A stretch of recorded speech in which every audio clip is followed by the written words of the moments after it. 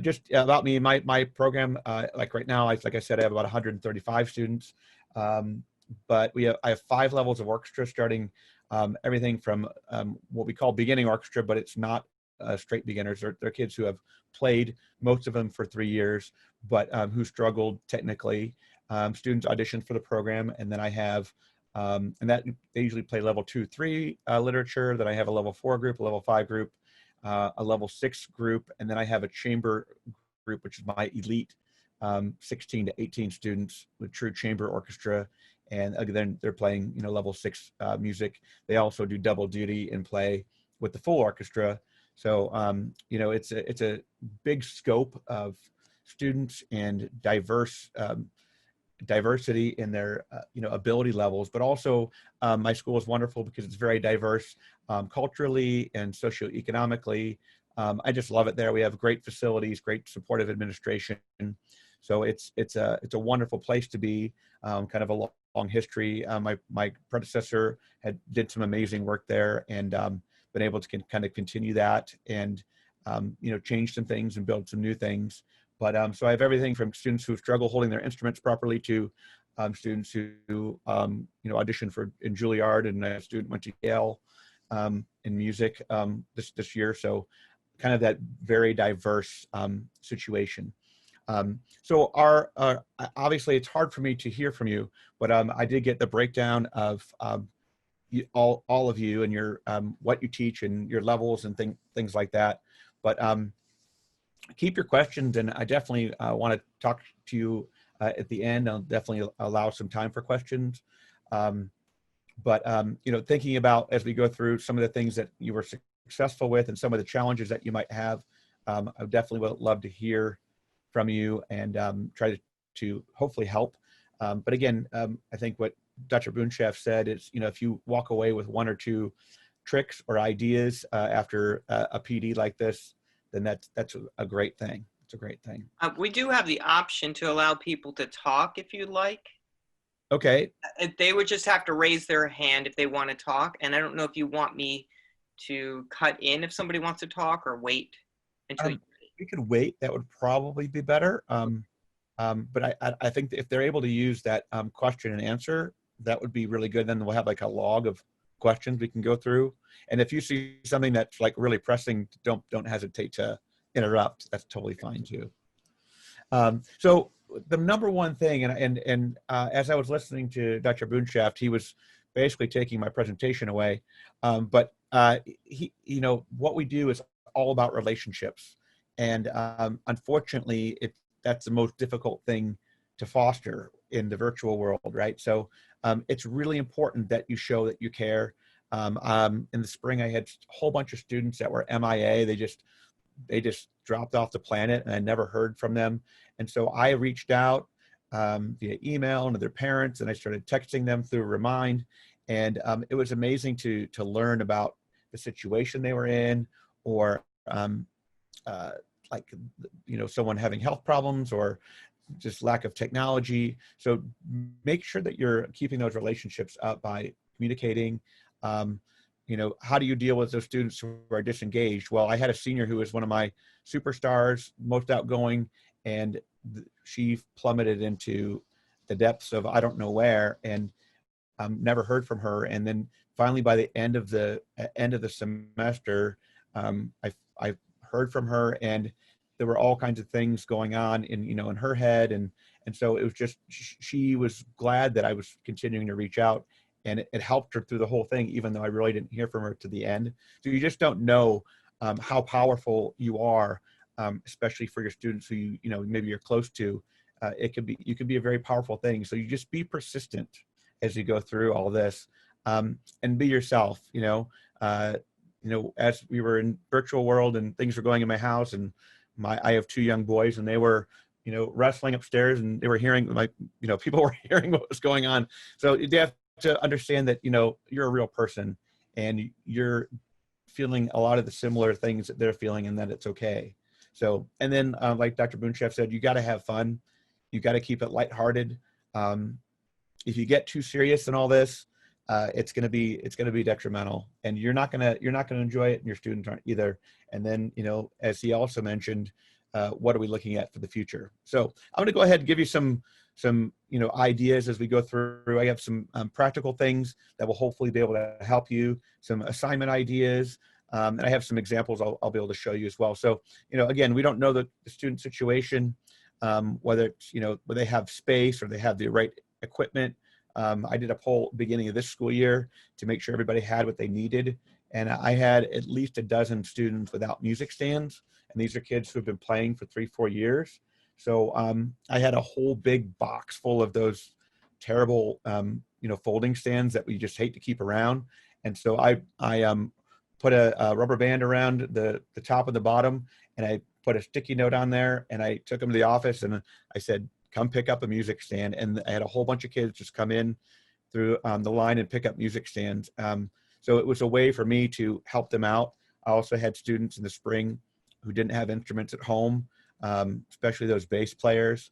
And so I, ran a taxi service and filled up my truck with a bunch of instruments and did deliveries. So we have to, cater to our students and try to, again, make them feel comfortable and give them what they need if we can do it. Obviously, internet access and speed, that's something that we might not be able to control, but at least with the instrument part, we're able to get them what they needed. So I regularly take late work now, even though it's a big headache for me and my organization. I do that because you just don't know, what the students are going through. So I do take late work, and if it's habitual, that's one thing. But if it's every once in a while, or they email me and tell me, I'm very empathetic, and I think even more so. As I had mentioned earlier, maybe some of you weren't on. This was our first week in the hybrid setting. So we had students coming back to the building for the first time since March 12th, which when the first kids walked through the door, I got very emotional, because it was just that life that I've been waiting for, missing my students. And they were all new. They were my freshmen, but it was just really cool to see students walking through that door. But so that in that situation, we have 25% of the school coming in, and it's by alphabet, last name by alphabet, and they divide it up. So some days I had 1 student, some days I had 4. My biggest class has been 5, and there are a couple class periods I had 0.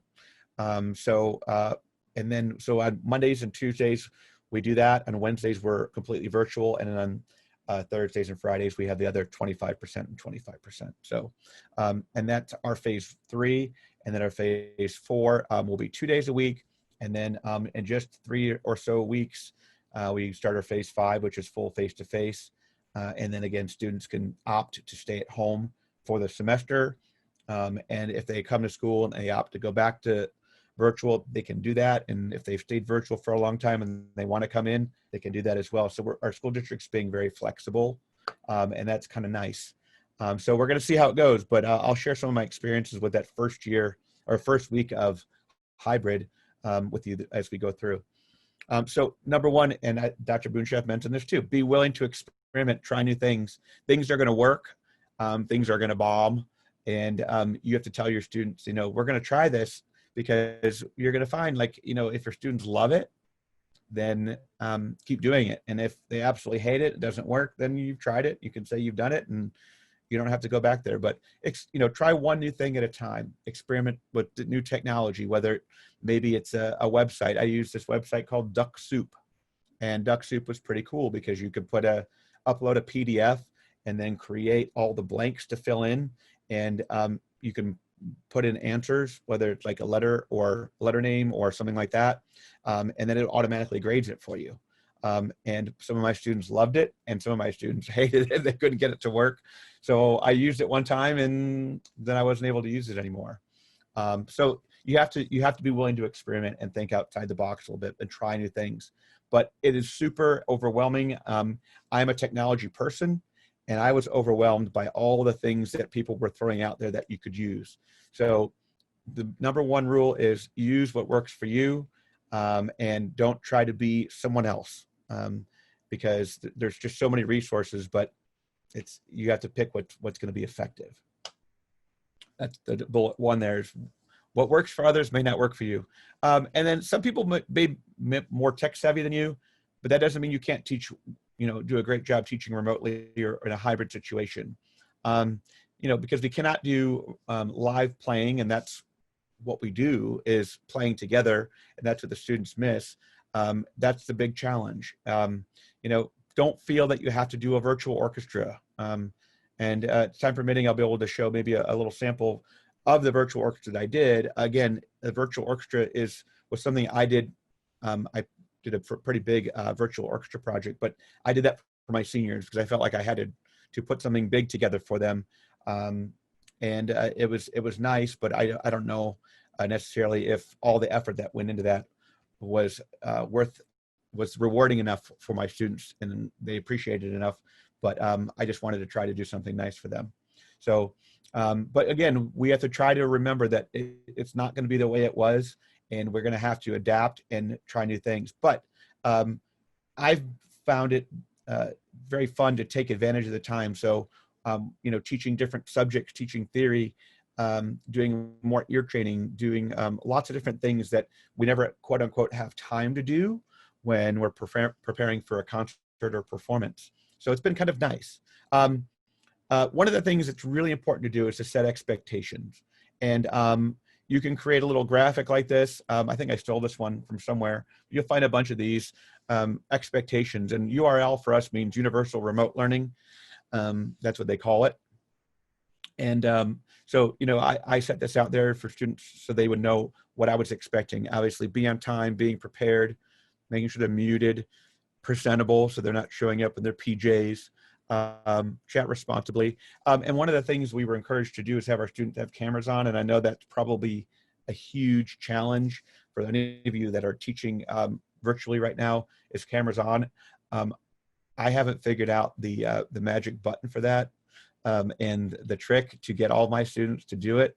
I encourage them, but I think it's kind of one of those things that students just really are afraid, and they kind of want to hide behind the off camera if possible. So we're going to talk about some strategies we can use to keep kids engaged.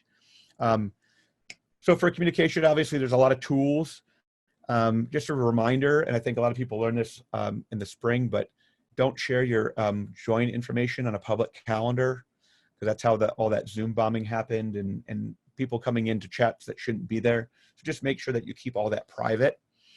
Send your regular emails, keep parents understanding what your expectations are and what's coming up. And then if you don't use Remind, I can't tell you enough how effective that is. Remind.com is that secure, safe text messaging. Students don't ever see your number, but you can send a message to them. It's all recorded. And I found I just have great luck with it because students always have their phones with them. They're not at their computers all the time, but when you send a Remind text, all of a sudden you get answers, you get responses, whether it's a survey or a reminder about their homework or whatever's coming up. To me, it's been very, very effective, and all my students are on there.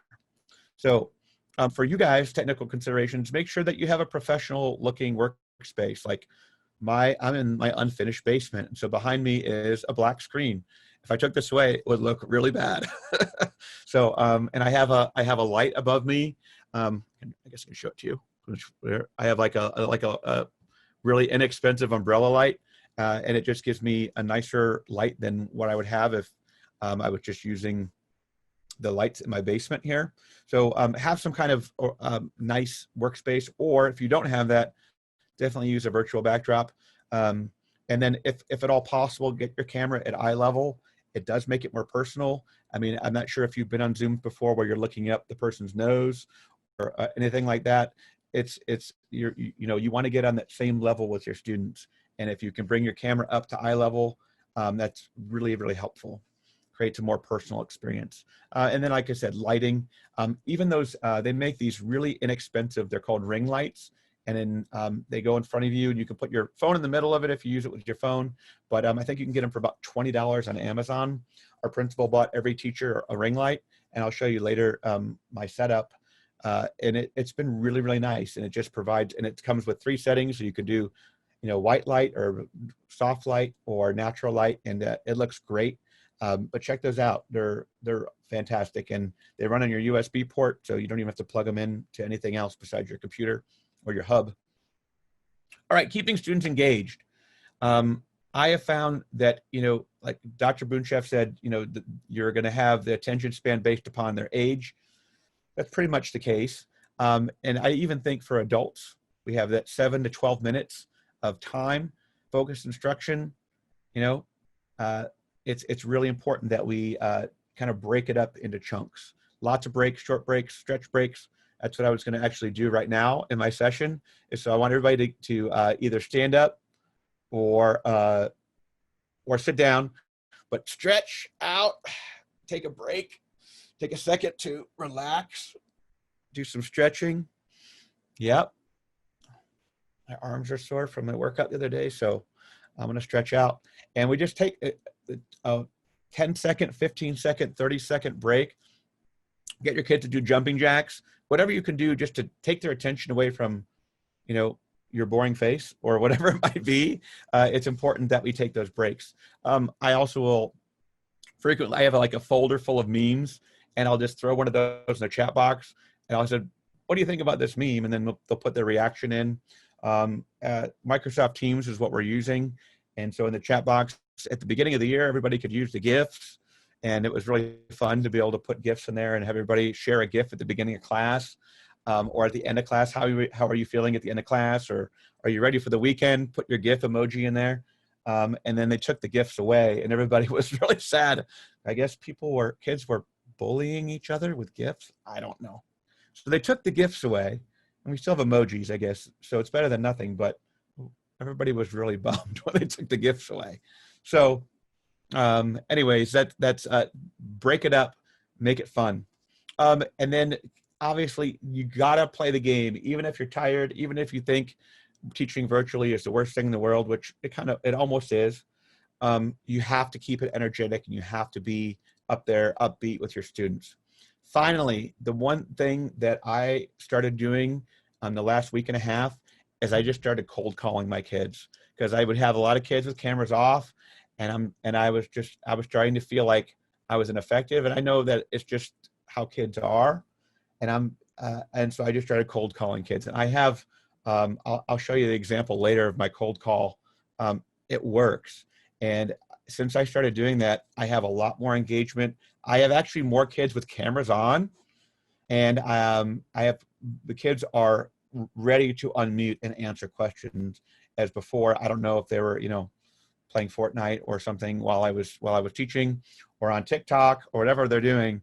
But the kids have been a lot more focused since I just started cold calling. And I'll have my roster up on my iPad off screen, and I can just flip through it and say who haven't I called on in a while, and boom, I'll call on them and call them out. And when kids aren't paying attention, when their peers snicker a little bit, that's tough. That's tough, and they don't want to be in that situation. So try it. Cold call. All right, let's talk about some of the types of virtual assignments. There's tons. Obviously, I'm still doing the standard playing test. I assign a scale, arpeggio, or an exercise from their book, or an excerpt from sheet music, and they're going to play it, and they're going to record it. We've been using Flipgrid a lot, and if you haven't used Flipgrid, it's really cool. Flipgrid allows students to use your built-in webcam to record, or they can upload previously recorded things that maybe they've done on their phone. There's a phone app. It works great in Chrome. They can add emojis and effects and filters, and just makes it a little bit more fun than a boring recording. And also, you can have it so that students share the recording. So the first exercise we did at the beginning of the year on Flipgrid was getting to know you, introduce yourself, and you can assign the time. So I could assign a 30-second clip or a minute clip maximum, and they would record themselves. And I had a list of prompts, obviously your name and your grade and your instrument, but then, interesting facts about yourself, your favorite food, the most interesting place you've been, the most boring thing about yourself. And I would have them talk about those things. And then the students had to watch those. And their other assignment was to do a scavenger hunt based upon the getting to know you. So that was our first week. The whole first week of class, we didn't really do hardly any music at all. It was all community building and getting to know each other and starting to feel good about the program and what we do. So that was interesting. The other thing that I will talk more in depth about are practice vlogs. And those are formative assignments where I actually encourage students to learn how to practice and practice efficiently and practice mindfully. So we're doing a lot of that. We do some listen and reflect.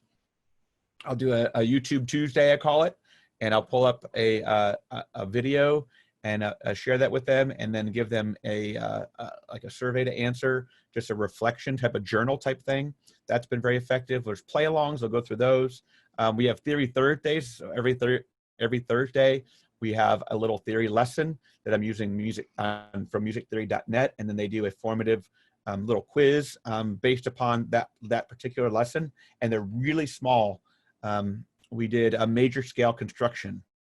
And it was one lesson on musictheory.net. I could share that link with them, and then I made a little quiz in Microsoft Forms that they took, and they get instant feedback on the quiz. And so those are formative. And then down the road, we will combine all those theory Thursdays for a summative theory test.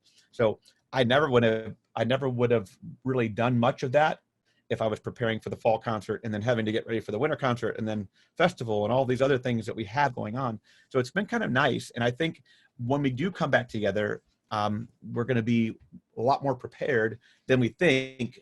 Maybe not as prepared as we would like to technically, but mentally and musically that way, the other way, I think we're going to be really prepared. We've done some music careers pathways, music history, all kinds of exploration. And I'm going to go through a couple of those things right now. So here's a listen and reflect. I have a listening playlist for each of my orchestras. I've been doing that for a long time, and I share that with them all the time. I'll send them a reminder. Don't forget to do your listening and put it on while you're doing your homework. I don't care, but get the students to listen to good recordings that you pick out. And then again, creating prompts for your students to answer, all kinds of ideas that you can share with your students. Maybe target a specific element of music. Like today, we're going to talk about melody, and pick out pieces with different melodies and have them either write a little journal entry on it, or you can even just do a class discussion. Okay, we're going to watch this before class, and you're going to come to class with some ideas. Talk about the melodies or timbres or whatever it might be. Lots of ways to get kids listening and actively engaged in that. Comparing and contrasting, have students find performances of the same piece.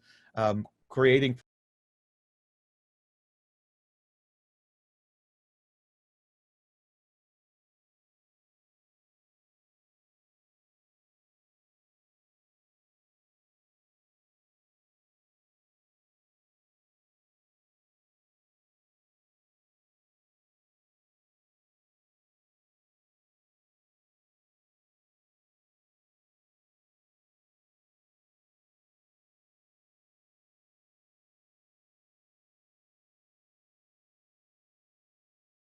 Mozart, we're doing Mozart again.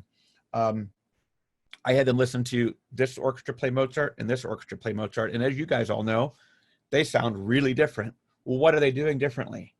Is it the phrasing? Is it the shaping? Is it the sound? Is it the bow technique? Is it the spiccato stroke they're using? What is it? So we would listen to really high level and talk about really high level things, which was just super fun, because I don't think a lot of kids don't think about that. And we're in that chamber orchestra class, and I have 4 firsts, 4 seconds, 3 violas, 2 cellos, and a bass. We have to be on, and we have to be together. So that was a way for us to really kind of unify our thinking about how we're going to do it once we get back together, kind of thing. Also, we're doing some improv right now. It's really fun. I have an E drone, and I gave him this little Gregorian chant in E minor, and we played the chant in E minor a couple times. And I said, now you're gonna take that and you're gonna just improvise on this drone and see what you can do to change that chant, make it different, make it yours. And then we're taking it further. Now we're working on the pentatonic scale, and then we added in the blues scale. And I gave them, we have about 5 different backgrounds that they're using all in the E minor, all in the same key to improvise with. And I have little jazz tunes. I have some like R&B funk tunes, all kinds of different things that they're improvising with, and I'm having them explore. And then down the road later this semester, they're going to actually do a summative assessment where they're going to pick their own accompaniment and find something of their own to improvise and submit that. And we're going to share that on Flipgrid and Listen. So it's just like an exploratory way of thinking. But my thought is my students are all engaged in music reading, and I want them to think outside that box and get away from the written page and just use their minds and be free with their instrument. So that's kind of some of the things that we've been doing. So, and then I do a lot of score display. We study, we listen, and I have on my Mac, I have a way to hook my iPad up to it with a USB cable and then be able to share that screen, my iPad screen on my computer screen. So then I can, and you can do that obviously very easily with Zoom, but in Microsoft Teams, there's no way to share an iPad screen. So I've had to come up with some solutions, but getting kids to see the score, listening, and then we annotate. So I'm going to show you an example, and you're going to actually see me cold call a kid too on this example. Make sure my speakers are up loud enough for you guys to hear. One thing I noticed, and I was listening to like just quarter notes. This would be, anytime seconds or cello, bass, have those quarter notes. If you listen to them, they're never legato, right? Mm-hmm. So, but they're long enough so they don't sound like eighth notes.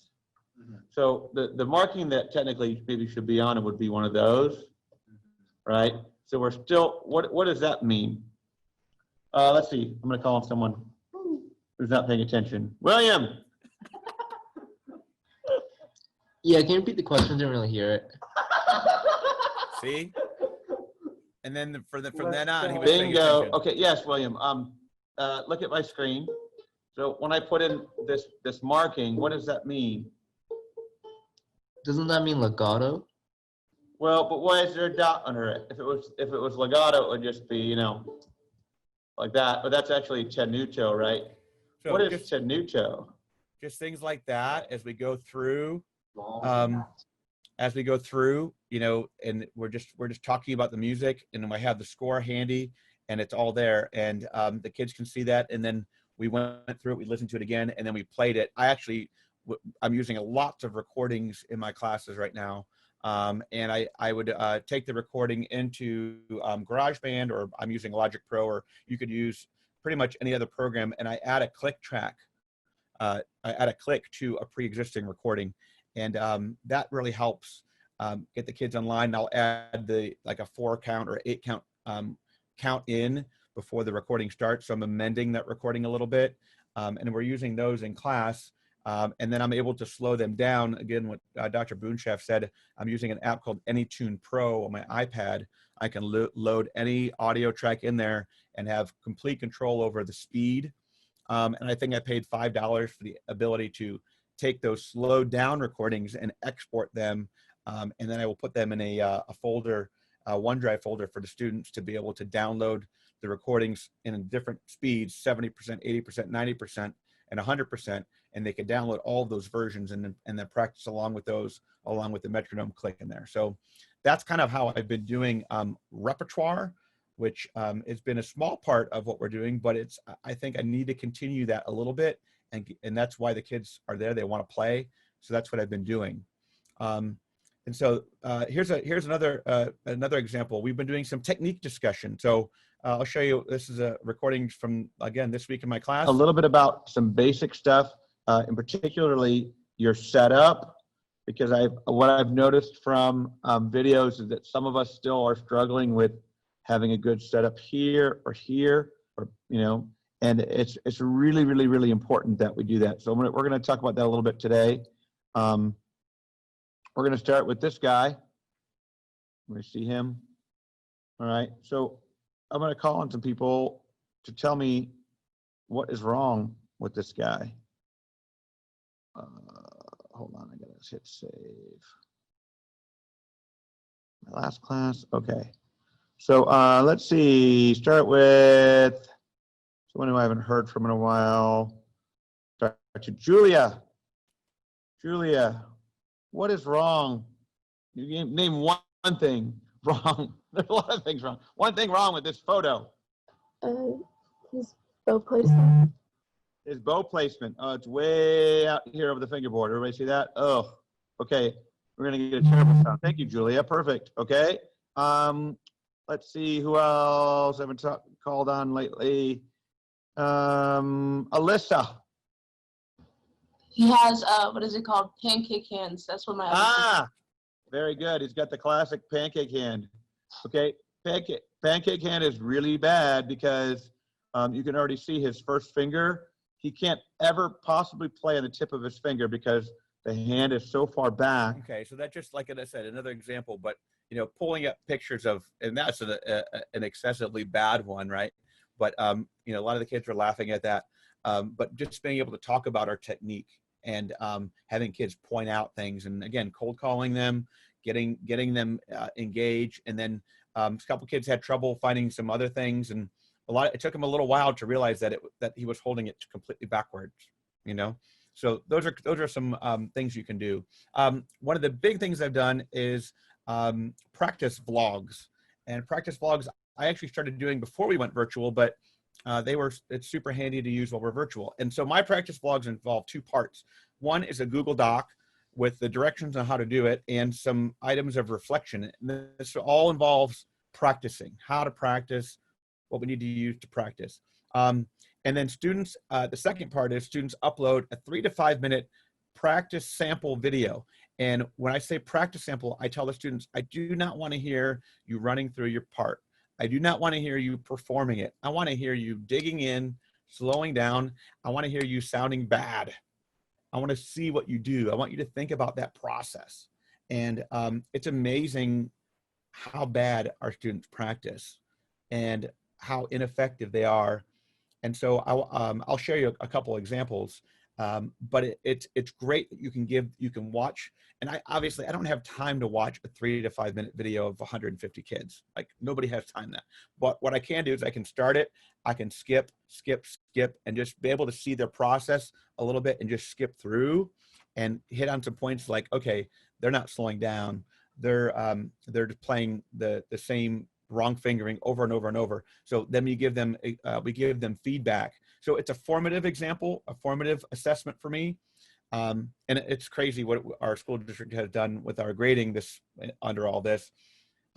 Formative assessments, anything formative counts as 0% of their grade, and anything summative is 100% of their grade.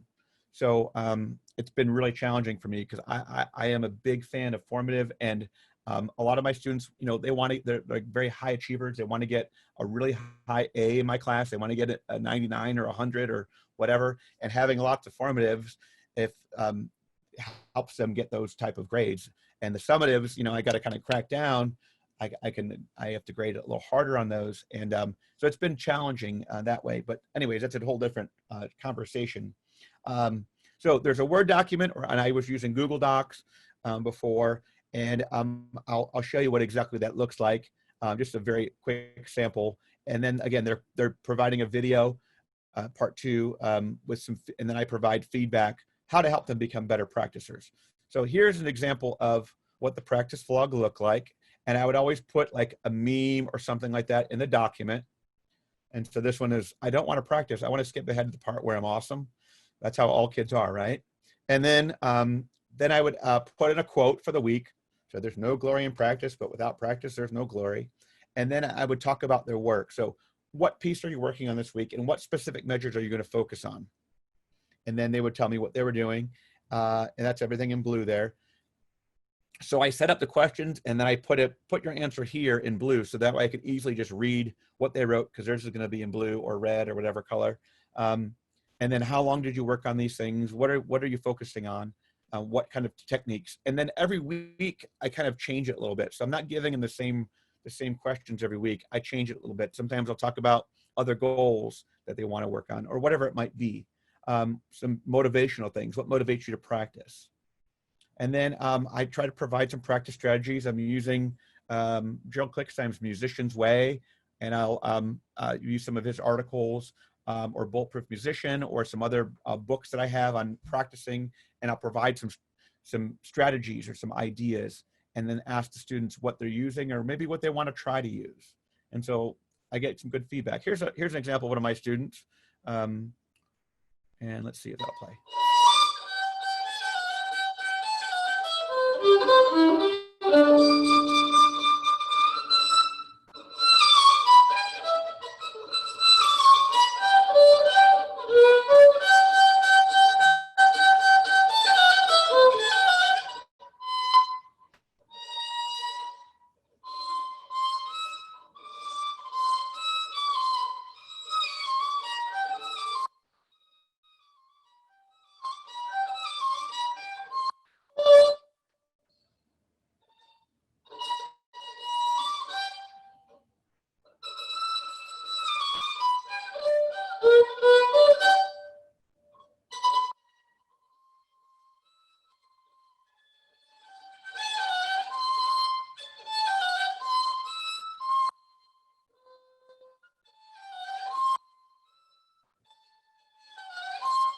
Okay, so something, I personally like watching that better than watching a regular performance because I want to see my kids' wheels turning. What are they doing? What are they thinking about, right? So what would I say to her? Well, one, I would say slow down 100%. Then I would say you need to follow the fingering that's marked that we put in, which is fourth position. She's trying to do third position with the overreach 4. It's not working, right? So I'm already seeing she's not following the fingerings. And then she needs to think about where her bass finger is, the first finger, rather than she's trying to shift 2 to 2. And it should be 2 to 1 and then adding the 2. So you need to think about what position is she really going to, those kind of things.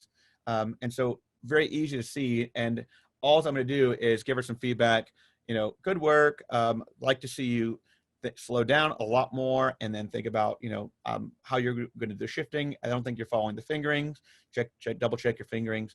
And then I've given her something that she can really use and be able to improve with. Here's another example. Same piece, different kid, obviously. They're working on similar measures because that's the hard part. I'm so glad they're not playing the beginning of the piece. I mean, I don't get to hear the beginning of the piece. I don't want to hear the beginning of the piece because they can play that. It's easy, right? This is the challenging thing. Again, practice strategies. She uses a metronome, but she would like to record herself more often. Awesome. I would love for you to record yourself more often. And here is this student, another violin player.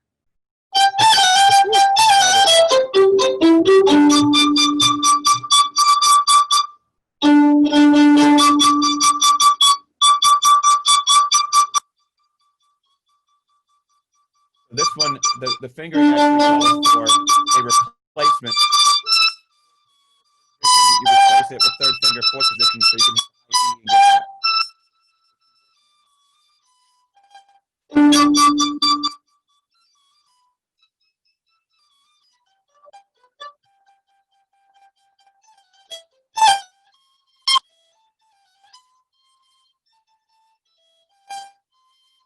Obviously, I can go through and tell her you need to slow down your shift. I would compliment her on her spiccato because it's a lot better than the former student. They're in 2 different classes, but the second student was in my elite level chamber group, and they are playing a lot of the same music. The other thing that I didn't mention earlier is I think because I've lost students and because we're at the situation, I might be combining my classes on some of their repertoire even when we do come back, because I don't know, I might only have 50% of my students in class. And if that's the case, we're going to need to combine classes for literature. So some of my students will have to come up a little bit. And the other ones will have to kind of we'll meet in the middle, but we're going to do a little bit of that. I also have assigned play-alongs where students are just playing along with me, whether it be a scale or something like that. Other teachers, other professionals. Christian Howe's made he's got at least 60 or 80 different videos, if you haven't seen his playlist of play-alongs. And one of my assignments in the spring was to go choose one of his videos and record yourself playing along with him. And he has it so it's a call and response. So kids can go on the YouTube, and it really inspired some of my kids to want to learn different styles. And he does a thing with chop. He does all kinds of really cool alternative style play-alongs, and my students really enjoy that. So find people that they can model after and be a part with. I'm going to keep going because I know I'm running a long time. I already talked about a theory Thursdays. It's been really effective. One thing we did at the end of last year was called the Soundtrack of My Life Project. My friend Sean Morton here, who teaches in Duluth High School, gave me this idea. And basically, I had them pick 3 to 5 events or people or important things in their life, and then create a soundtrack and share it in a PowerPoint or some kind of way to share the links to the story and then the song they chose. And I mean, some of the things that my kids wrote were just like brought tears to my eyes, because it was just really cool for me to learn about them, and then also see the kind of music that has influenced them throughout their life. And some of it was classical, and some of it was everything. I had a little bit of everything, so it was just really neat, a cool project. I'm creating tutorial videos. You know, I did a lot of this in the spring. I've done some this fall. Creating videos for myself, but I share them on my YouTube channel and let other people use them too. But maybe you do just a warm up. Whoops, I gotta pull it over to the right screen. We're going to do a simple 1 octave D major scale warm up with different rhythmic variations. So I have a D Sharp major scale G, warm A, up, B. and they follow me along, and I have a metronome. So I play first. 1, 2, ready, and.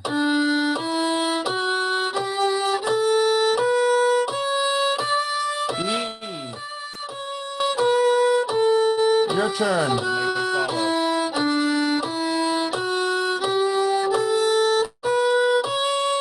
So now you see, you know, you can create something like this and assign it as an asynchronous warm up, you know, for your students to do when you're not there. Maybe you do something else, like we had a kind of a difficult section in our music, and so I just did a tutorial of like, we're going to show these. All right, we're going to do a tutorial on the measures 152 to 161 in Millennium for first violin, and second violins can join along.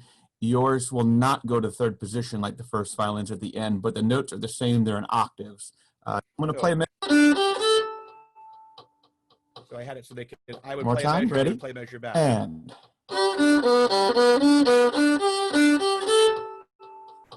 So copy me right away. And I would go over and over and over and over. And basically it's kind of a glorified class where I'm practicing with them, you know? So making even a simple video like that can be pretty helpful. Where I went down, lost it. Okay, and then in this one, there's a rhythm help in the score. Like we were having trouble with some of the rhythms. I know students struggled on that. So all right, we are going to do a tutorial for measures 18 to 26 one thing in Millennium. And this tutorial is just going to cover mainly the rhythms. As you can see, the score here at measure 18, our rhythms are all to it first, and then we're going to talk about it.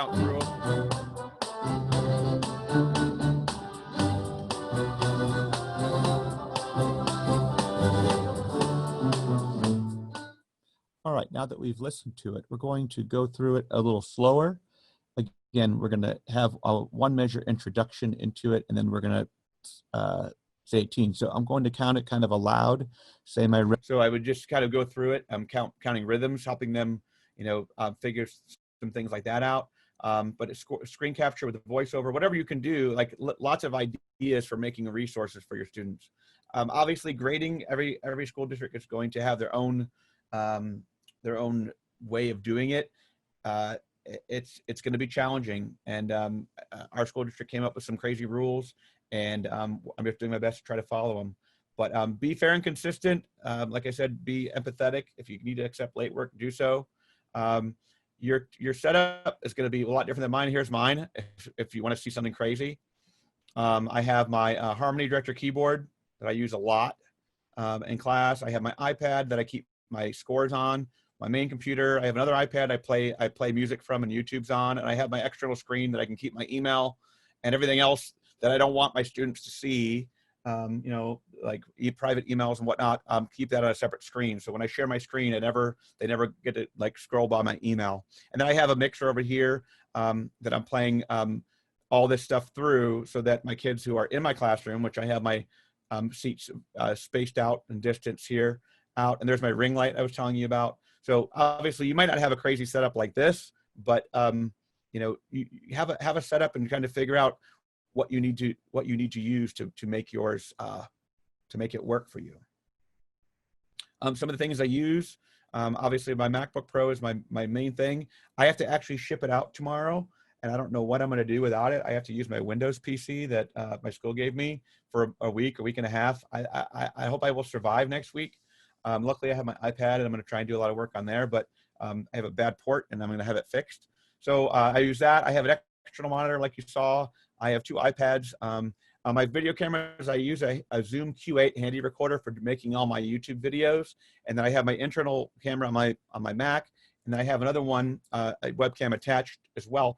And that's facing out into my classroom.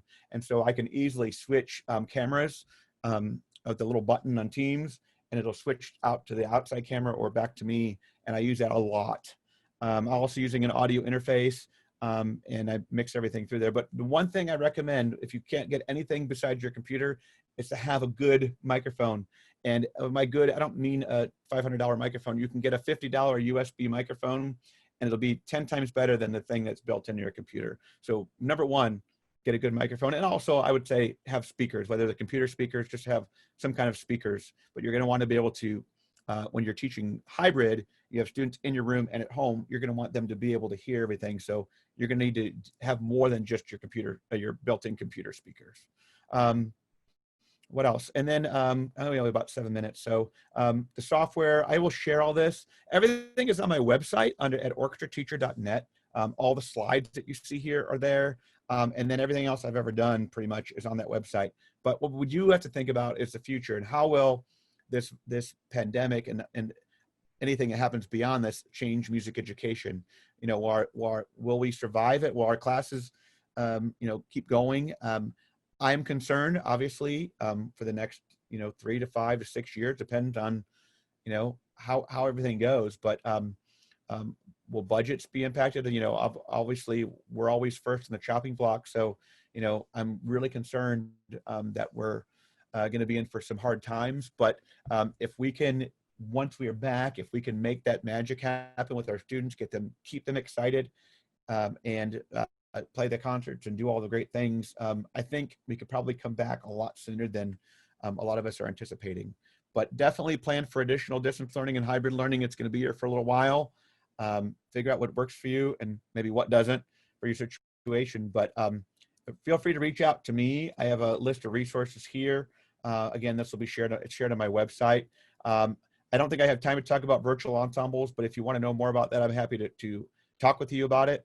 But it's kind of it's virtual ensembles are more of a technical project than they are a musical project. So, it's not something that you have to do. I did a Star Spangled Banner, and we did a big version of Millennium by Richard Meyer. But anyways, that's all I have. I want to be able to give you this screen. My website has everything on it. I have a podcast I've been doing, which has been really a lot of fun, just having guests on and talking about orchestra stuff.